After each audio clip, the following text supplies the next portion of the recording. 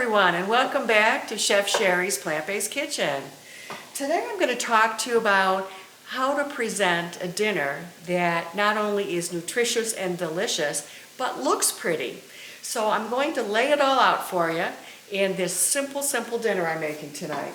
So this first thing I've got cooking here is pearl couscous, and it looks like this. It's a grain, it's made from wheat, and it has something called turmeric in it. Now turmeric is a very important ingredient because it is a natural compound that is an anti-inflammatory.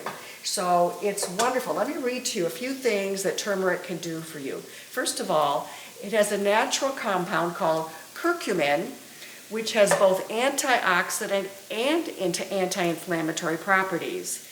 And so it's a wonderful thing to add in your diet because it really helps with reducing inflammation, which is key to good health. So what I've done is I took 1 onion and 1 8-ounce package of baby bella mushrooms, and I chopped them up very fine. Can you see that? And I just started to saute them. I didn't use any liquid at all because there's plenty of liquid in the onion and the mushroom. I'm going to turn this low. It's been cooking for about 5 minutes, so all you do is throw it in. Then I take some paprika. I'm going to just pour a little bit on top. We're going to give it some nice color. Put some over here. And I'm going to take some pepper and a little bit of fine sea salt, and I'm going to just put that in. And then, since these vegetables are all cooked, we're ready to add the pearl couscous with the turmeric. I'm going to add it in, and we'll just toast it together for a minute here. We can let the couscous get a little brown by the heat before we add our liquid. Cover it and let it cook. That's all there is to it. This reminds me of a dish that my mother used to make with something called farfel, which I haven't seen in a long time. It was also a grain, and she made it just like this, but we're going to use couscous instead. It's the most comforting food of all. Would you agree with that, Dale? Absolutely. We just love it. And I make a lot because I like to have leftovers. One of the things I do is always make plenty of food so we have a meal for the next day, and then it's less cooking. Why not, right? Right. All right, so it's starting to stick a little. So now I'm going to take some low sodium vegetable broth, and I'm going to pour it in. Here it's sizzling. I'm going to pretty much cover it up. We're going to get a lot of liquid in here. And I've had about 3/4 of a box left in this one. And I won't have to add more vegetable broth. If I need more liquid, I'll just throw some water in here. That's fine. Because I know this is rather expensive these days. It's like almost $6 for a box of vegetable broth. Another good reason to make your own broth if you can. But I happened to get this on sale, I think, for $4.49, so that was the deal this week. All right, so I'm going to bring this to a slow boil. Let me turn it up a second. And we're going to just put the lid on it. And I let it cook for about 10 minutes on a very low flame. Once it boils, it's not quite boiling. That's hot. Alrighty, do that. And then we'll cover it up, like I said, and check it in about 10 minutes. And after 10 minutes, you just stir it around because it will stick a little bit to the bottom, so keep stirring it. And the liquid may be absorbed. Taste the pasta. I like mine nice and soft. If you don't like it as soft as that, then you cook it less. So it's really one of those things you have to keep tasting it to see if it's right. So I probably do mine for about 15 to 20 minutes. It says on the package here 8 to 10 minutes, but that's not enough cooking time for me. So it's boiling, so I'm going to simply turn the heat really low, and I'm going to put the cover on. And that's how you make it. So I will post my recipe for this on the description section of the YouTube channel so you can see it. So what else are we having with our wonderful couscous, mushrooms, and onions? Well, I've steamed up some broccoli here. Can you see how pretty that looks? And I don't like that too well cooked. I'm going to bring it over here to my serving dish. One of the things about cooking is you want things to look pretty, right? Much more appetizing when you do that. Now I'm going to take a little spoon, be right back.